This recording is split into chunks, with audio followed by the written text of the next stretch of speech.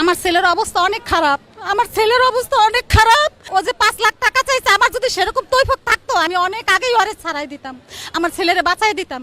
কিন্তু ওইটাও প্ল্যানিং করছে, 1 লাখ টাকা কাবিন করছে না কি করছে ইসলামী সই নিছে বলতে পারি না। পরে আবার প্ল্যানিং করে ওরে ব্ল্যাকমেল করে আবার 5 লাখ টাকা কাবিন দিছে।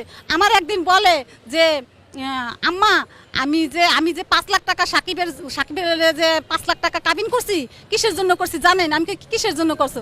করছি যে ও জীবনে আমার যাতে না ছাড়তে পারে। 1 লাখ টাকা কাবিন করছে, পরে আবার প্ল্যানিং করে ওরে আবার 5 লাখ টাকা কাবিন দিছে। তো ওর মনের ভিতরে প্ল্যানিং ছিল মনে হয় যে ওরে জেলখানা থেকে কিছুদিন আগে ছাড়াই আনছে। ওর হয়তো প্ল্যানিং ছিল যে ওরে আইনা যেভাবে ও কলে কৌশলে মানে ওরে ওর জীবন নষ্ট করে দিবে, লাইফটা বরবাদ করে। ওর সাথে কি হয়েছে, ওরে কি জানি খাওয়াইয়া ওরে ঘুমলায় রাখছে, রাইখা তারপরে কেটে ফেলছে, 2 টুকরা করছে। জানতে পারছে কিভাবে? আমার ছেলে ওই অবস্থায় আমার ছেলে পুলিশ ফাঁড়িতে যায়া মানে দৌড়ে যায়া পৌঁছাইছে। পৌঁছানোর পরে পুলিশরা যায়া ওটার ভিতরে পুলিশে যায়া মানে ওইটা উদ্ধার করে আনছে। ওই যে পরবর্তী ওই অংশটা উদ্ধার করে আনছে আর শিখারে ধইরা নিয়ে মানে যে ইসে রাখছে, থানায় দিয়ে রাখছে। ভালোবাসার উপরে তো আর কিছু নাই, ভালোই বাসো, অন্য কোনো ঝামেলা তোমরা জড়াইও না। পরবর্তীতে জানতে পারলাম আসলে ওরা বিয়ে করে নাই, ওরা একটা প্ল্যানিং করছিল ব্যবসা করবে, মিডিয়াতে 2 জন কাজ করবে, সেই জন্য তারা একটা স্টাম্প করেছিল। ওই স্টাম্পে একটা পর্যায়ে লেখছে যে তারা বিয়ে করছে। যখন নাকি সাকিবের ক্যামেরাটা ওর ছেলে মেয়ে ভেঙে ফেলছে, শিখার ছেলে মেয়ে ক্যামেরা ভেঙে ফেলেছে, ভাঙার কারণে এখন সাকিব চাচ্ছে অন্য জায়গায় গিয়ে কাজ করবে, কারণ তার তো ফ্যামিলি আছে, ফ্যামিলি চালাতে হবে। আর ওরে যে ভিডিও ছাড়তে দেয় না কিসের জন্য? যে ও কাজ করবে, টাকা কামাইবে, আমার ছেড়ে দিবে, বুঝছেন? এই কারণে মানে ওরে টাকাও কামাইতে দেয় না, আর ভিডিও ছাড়তে দেয় না। ওটা কোনো বিয়ে না, ওটা হলো শিখার প্ল্যানিং করা। মানে 2 দিন ওরে ওই এক লগে রাখে নাই, মানে তারপর দিনই ওর মারে নিয়ে ও প্ল্যানিং করা ওর মারে নিয়ে ওরে তালাক দেওয়াই দিছে। প্ল্যানিং মানে ওরে ফাঁসাইবে, যে কোনো একটা মামলা ওরে আবার ঢুকাইতে পারবে যে ওর এই পেশাই এইটা, জায়গায় ও বিয়া করে, হয়তো এরকম একটা প্ল্যানিং করছে। চলে যায় না, চলে কি ওরকম তো 2-3 বারই ও চলে গেছে, রাগ হয়ে চলে যায়, আবার ও যায় আনে। বা আমার দেশে যে অনেক হামলা করছিল, কিছুদিন আগে ভিডিও দেখছেন, দেশে যায় হামলা করছিল। শুনলাম শিখা ওরে জেলে দিয়ে দিল। তারপরে আবার আমার শিখা আবার আমাকে ফোন দিছে, আপু সাকিব তো জেলে চলে গেছে, আমার কাছে টাকা নাই, এখন আমার তো চলতে হবে। পরে আমি আবার শিখারে দিয়ে আমার কিছু কাজ করাইছি, আর অন্য মানুষের কাজ করছে, অনেক কাজ বাজ করছে। তখন শিখা আমাকে বলছে যে আপু এখন আমি কি করা যায়, মানে সমস্যাটা কি? সমস্যা হচ্ছে সাকিবের চরিত্র খারাপ। আমি ভাই আগে তো অনেক কাজ করছে, এমন তো চরিত্র খারাপ দেখি নেই, এখন ওর চরিত্র খারাপ কিভাবে হয়ে গেল? তারপর আমি বললাম দেখো তুমি ওর হাজবেন্ড, তুমি ওকে কিছু শর্ত দাও, শর্ত দিয়ে তোমরা একসাথে মিটমাট করে নাও, কারণ যেই সমস্যা 2 জনে মিলে সমাধান না করতে পারলে পৃথিবীর কেউ করতে পারবে না। শিখা 3টা শর্ত দিছিল।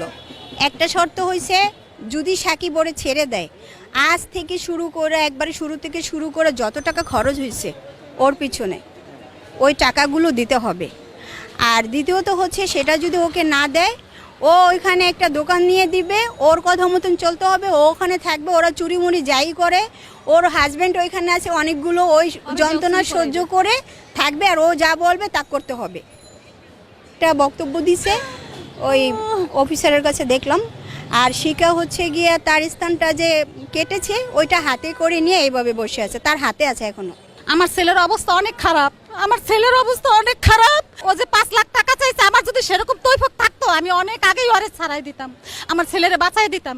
কিন্তু ওইটাও প্ল্যানিং করছে, 1 লাখ টাকা কাবিন করছে না কি করছে ইসলামী সই নিছে বলতে পারি না। পরে আবার প্ল্যানিং করে ওরে ব্ল্যাকমেল করে আবার 5 লাখ টাকা কাবিন দিছে। আমার একদিন বলে যে আম্মা আমি যে 5 লাখ টাকা সাকিবের যে 5 লাখ টাকা কাবিন করছি, কিসের জন্য করছি জানেন? আমি কিসের জন্য করছো? করছি যে ও জীবনে আমার যাতে না ছাড়তে পারে। 1 লাখ টাকা কাবিন করছে, পরে আবার প্ল্যানিং করে ওরে আবার 5 লাখ টাকা কাবিন দিছে। তো ওর মনের ভিতরে প্ল্যানিং ছিল মনে হয় যে ওরে জেলখানা থেকে কিছুদিন আগে ছাড়াই আনছে, ওর হয়তো প্ল্যানিং ছিল যে ওরে আইনা যেভাবে ও কলে কৌশলে মানে ওরে ওর জীবন নষ্ট করে দিবে, লাইফটা বরবাদ করে। ওর সাথে কি হয়েছে, ওরে কি জানি খাওয়াইয়া ওরে ঘুমলায় রাখছে, রাইখা তারপরে কেটে ফেলছে, 2 টুকরা করছে। জানতে পারছে কিভাবে? আমার ছেলে ওই অবস্থায় আমার ছেলে পুলিশ ফাঁড়িতে যায়া মানে দৌড়ে যায়া পৌঁছাইছে। পৌঁছানোর পরে পুলিশরা যায়া ওটার ভিতরে পুলিশে যায়া মানে ওইটা উদ্ধার করে আনছে। ওই যে পরবর্তী ওই অংশটা উদ্ধার করে আনছে আর শিখারে ধইরা নিয়ে মানে যে ইসে রাখছে, থানায় দিয়ে রাখছে। ভালোবাসো, ভালোবাসার উপরে তো আর কিছু নাই, ভালোই বাসো, অন্য কোনো ঝামেলা তোমরা জড়াইও না। পরবর্তীতে জানতে পারলাম আসলে ওরা বিয়ে করে নাই, ওরা একটা প্ল্যানিং করছিল ব্যবসা করবে, মিডিয়াতে দুজন কাজ করবে, সেই জন্য তারা একটা স্টাম্প করেছিল। ওই স্টাম্পে একটা পর্যায়ে লেখছে যে তারা বিয়ে করছে, যখন নাকি সাকিবের ক্যামেরাটা ওর ছেলে মেয়ে ভেঙে ফেলছে, শিখার ছেলে মেয়ে ক্যামেরা ভাঙা ফেলেছে, ভাঙার কারণে এখন সাকিব চাচ্ছে অন্য জায়গায় গিয়ে কাজ করবে, কারণ তার তো ফ্যামিলি আছে, ফ্যামিলি চালাতে হবে।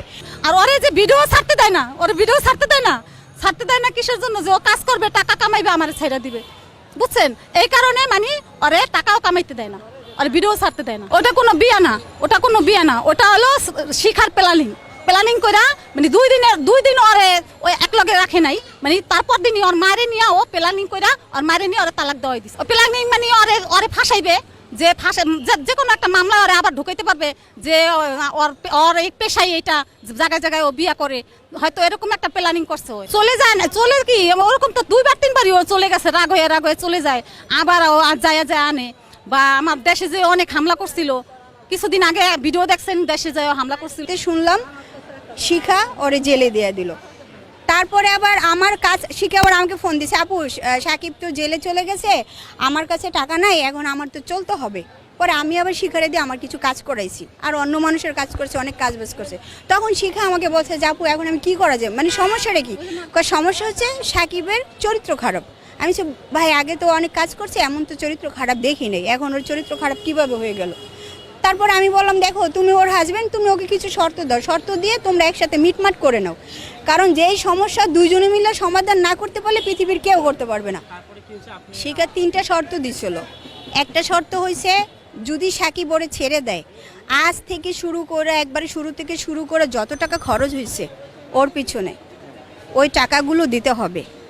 আর দ্বিতীয়ত হচ্ছে সেটা যদি ওকে না দেয়, ও ওইখানে একটা দোকান নিয়ে দিবে, ওর কথা মতন চলতে হবে, ও ওখানে থাকবে, ওরা চুরিমুরি যাই করে, ওর হাজব্যান্ড ওইখানে আছে অনেকগুলো, ওই যন্ত্রণা সহ্য করে থাকবে, আর ও যা বলবে তা করতে হবে।